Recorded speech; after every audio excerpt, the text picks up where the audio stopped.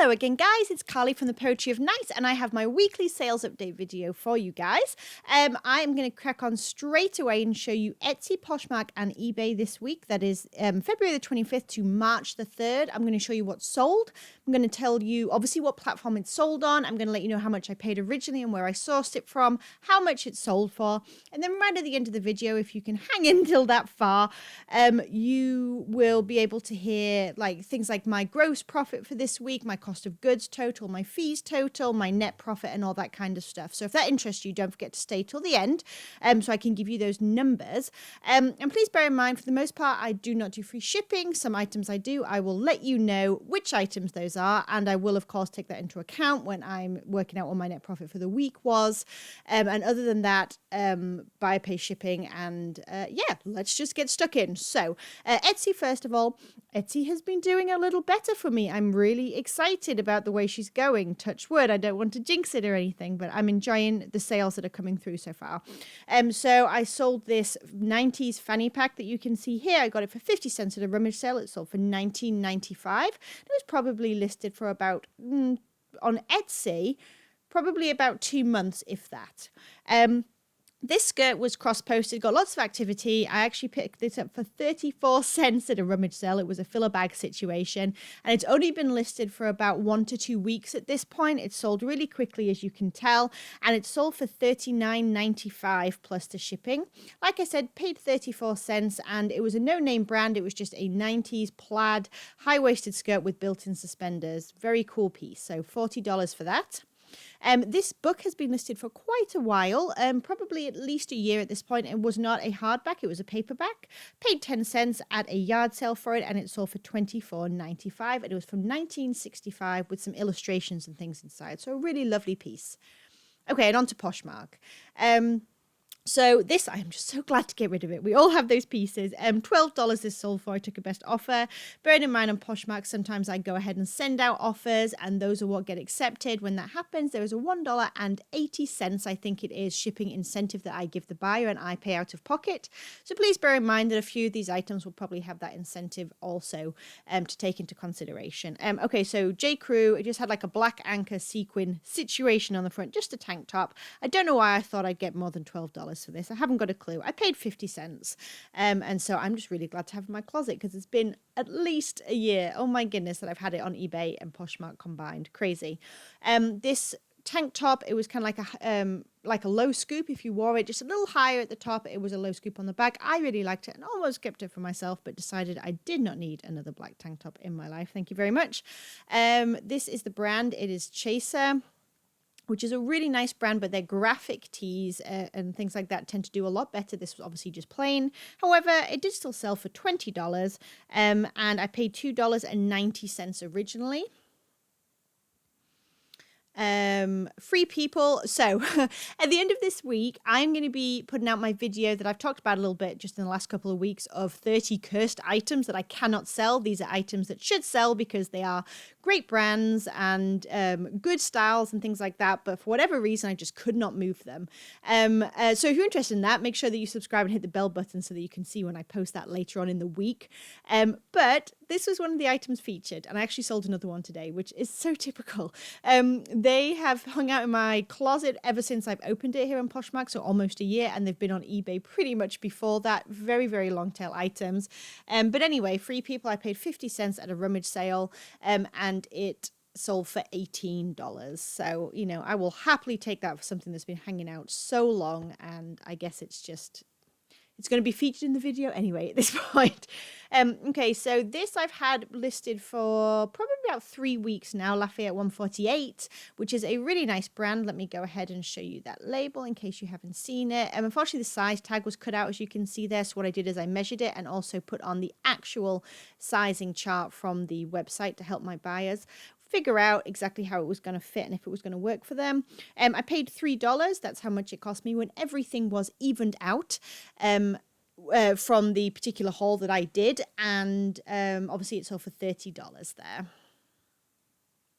This, oh, I found this again. I just sold one of these a few months ago that I found, and I absolutely loved it. Wanted to keep it, decided not to. That one sold for 30, I think. This one had a little bit more wear to it. It had some bleach marks down here, which obviously when you wear it tied up, it's not a big deal. And honestly, with a vintage piece, a lot of people overlook that. But all of these characters were embroidered. It was truly a really, really lovely piece. Anyway, it sold in like 3 days of listing, which the other one did as well. They were so popular. If you find one like it, I definitely encourage you to grab it. It was a vintage piece. I knew this because I had the old one with all the labels. This one's labels were cut out, but the measurements were almost exactly the same, I guess is what I'm trying to say, as the other shirt I had. So I knew it was going to be basically a size medium. Yeah, and it sold for $25 despite the flaws. And like I said, in just 3 or 4 days. And this cost me 50 cents at a rummage sale. Silver jeans, these were a mistake. I paid $1 for these at a yard sale, and they've sat, and now they finally sold for $14. So I do not think I would get silver jeans again unless they were a really good style, like dark wash, skinny, high rise, heavily distressed, something like that. J. Crew cafe trousers. These I paid $3 for, and I feel like they should have done better. Someone was giving me this lower offer. They were listed for around 35 to 40, which was originally what the comps seemed to be telling me when I listed them about 7 months ago, I think 6 or 7 months ago. And then someone was offering me $20. Before I declined or counted, I went ahead and took the moment to review basically the comps, and actually $20 was pretty much standard. It was a pretty average sales price for these trousers, at least at this point in time. So I did go ahead and take the $20. Like I said, paid $3 originally at a rummage sale. She says. There we go. J. Crew corduroy pants. These are a no-go for me. I will not be picking up at least the boot cut. Maybe the skinny if I'm feeling like taking a risk, but corduroys just do not do that well for me. I paid $1 originally at a yard sale. They sold for $12 finally. I've had them listed for over a year. Live and let live. So I feel like this could have done better. I was having a kind of a slow day, and I decided to take the offer, the $15. We went back and forth for a while. We settled on $15. I actually paid about $3.50 originally, so my profit margin on this was not high. I think I would pick up something similar to this, and I'll show you the tag brand, the brand tag as well. Size extra large. I would pick it up again if it was extra large or larger, and if I could get it for $1 to $2 max, I think would be my reasoning there. American Eagle shorts, these sold pretty darn quickly. I think they were listed for less than a week, just because I guess the fun colors and all that kind of stuff. They only sold for $12, which is pretty much to be expected. I usually sell them for between $12 and $15, and I only paid $1 at a yard sale, so just nice quick flip. American Eagle soft and sexy cropped sweater. The soft and sexy line for American Eagle, other than like the high-rise distressed skinny jeans, are pretty much all that I pick up at this point. The soft and sexy line just seems to do a lot better for me, move a lot faster, that kind of thing. It was a size medium. I paid $1 at a yard sale. It sold for $18. This vintage Pendleton skirt did really well. I had it listed at 40. Someone offered me, no, I think I offered them 35. So this is another one where probably the shipping incentive applies. But it was a silk wool blend. It was, after looking at the label and looking at, oh gosh, what's it called? vintagefashionguild.org. I think I will go ahead and pop that link down below in case anyone is wondering. You can go on there and look at many, many brands and their label history, and that will help you narrow down the era that an item is from if you're suspecting that it's a vintage piece. The print on this was absolutely stunning. The photos don't even do it justice. It was really, really beautiful. And obviously it sold there for $35. Cole Haan Nike Air black leather sneakers. I got 2 pairs of these at a rummage sale. I paid 50 cents each for the pairs. I will show you in a second on eBay that I sold the other pair over there. I took a best offer for these ones of $28. They were originally listed for $35, but obviously for 50 cents, I'm pretty happy with that. This, I've put down 75 cents, which is how much I paid originally at a church sale. However, it's kind of zero because this was mine for a while. I took this on and decided to wear it for a little while, and then I kind of got bored of it and decided it was time to sell. Anyway, 75 cents is what I paid originally before I decided to enjoy the print. And obviously it sold for $15, and this sold, guys, in less than a week. So LuLaRoe some of the Disney pieces, and this is a common print, this is by no means a sort of, rare piece or whatever, they do still move. And it was a size small, nothing spectacular about it other than I thought it was kind of cute, and obviously some other people did too. There were quite a few likes on it, and it, like I said, sold within a week for 15. So if you can get it cheap enough, I would still recommend getting the Disney LuLaRoe.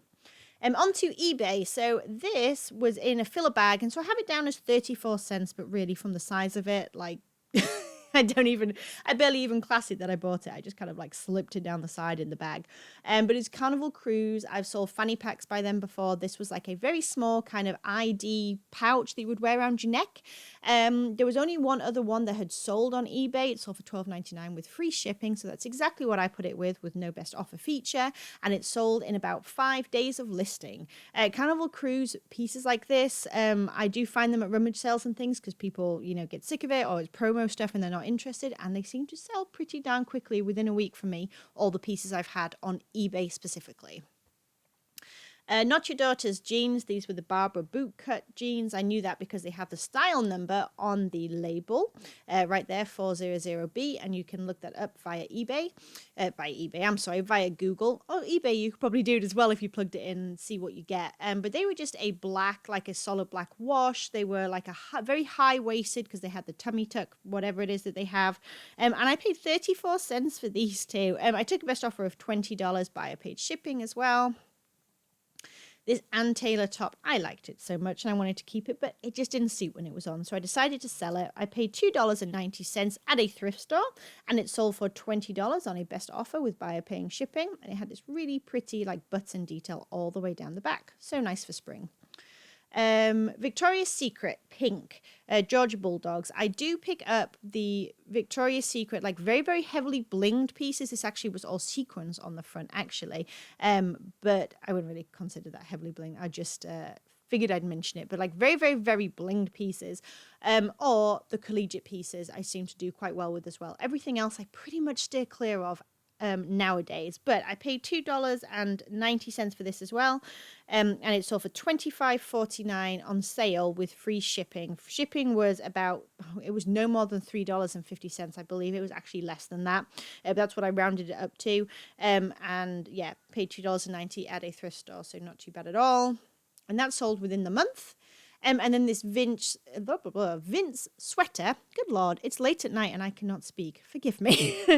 This Vince sweater, it was like it was very, very thin. I believe it was called like a long sleeve tee when I looked up the style, but I went with sweater because I didn't want anyone to get too confused. Had a very like slouchy, almost a dolman sleeve, and like a tie-dye situation happening at the bottom hem.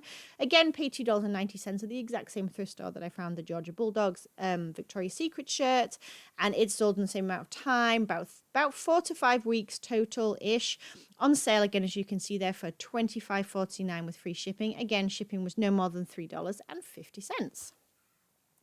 Maurice's, I picked this piece up for 50 cents at a rummage sale. It sold on sale for $16.12 plus the shipping that you see there. Just a little like short sleeve blazer. Maurice, this actually hung out a while. Maurice's used to move a lot faster for me, but it still moves. So if it's cheap, I'd grab it.